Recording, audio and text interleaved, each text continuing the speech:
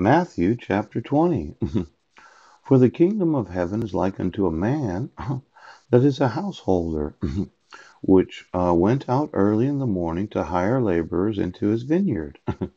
And when he had agreed with the laborers for a penny a day, he sent them into his vineyard. And he went out about the third hour and saw others standing idle in the marketplace, and said unto them, Go ye also into the vineyard, and whatsoever is right I will give you. And they went their way. Again he went out about the sixth and the ninth hour, and did likewise. And about the 11th hour he went out, and found others standing idle, and saith unto them, Why stand ye here all the day idle? They say unto him, Because no man hath hired us. He saith unto them, Go ye also into the vineyard, and whatsoever is right, that shall ye receive. So when even was come, the Lord of the vineyard saith unto his steward, Call the laborers, and give them their hire, beginning from the last unto the first. And when they came that were hired about the 11th hour, they received every man a penny. But when the first came, they supposed that they should have received more, and they likewise received every man a penny.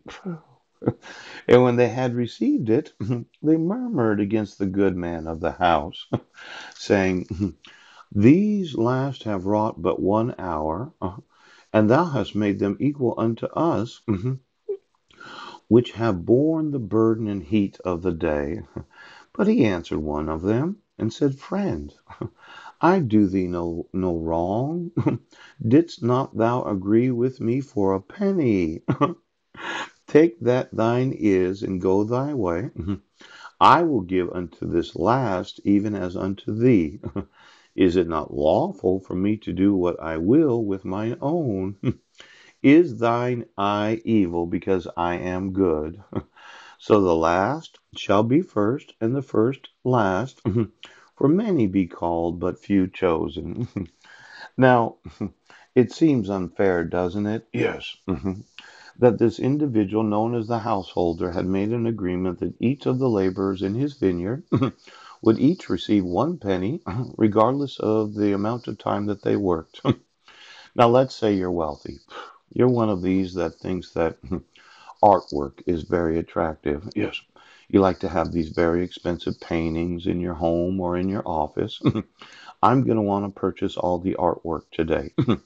So for every auction house and all the galleries where any piece of artwork costs more than $5,000, I'd like to know the ownership of it, yes, and the insurance that insures it. Now, there's some very wealthy families throughout the world that thought, well, this is the way that we're going. But I'm one of those that has one penny. And you're sitting on my artwork, yes, that I'm going to sue you for. Now, when I look at the actual insurances, yes, of the wealthiest family of the world, and you said, well, I don't see a problem spending $10 million dollars for a painting. Yes. In my mind, right, it's my money and I can do with it what I want. And if I want to spend $10 million dollars for a painting, whom am I to say that you shouldn't do that? Whereas an individual such as myself that only has one penny would have a difficult time being able to purchase any artwork. Oh. Now, when we look at the actual auction houses, yeah, the Sotheby's,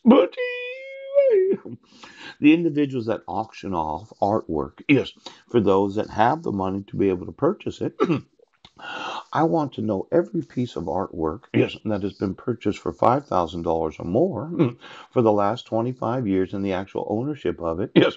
And then I'd like to know the insurers that insure artwork. Now, the last shall be first, and the first shall be last.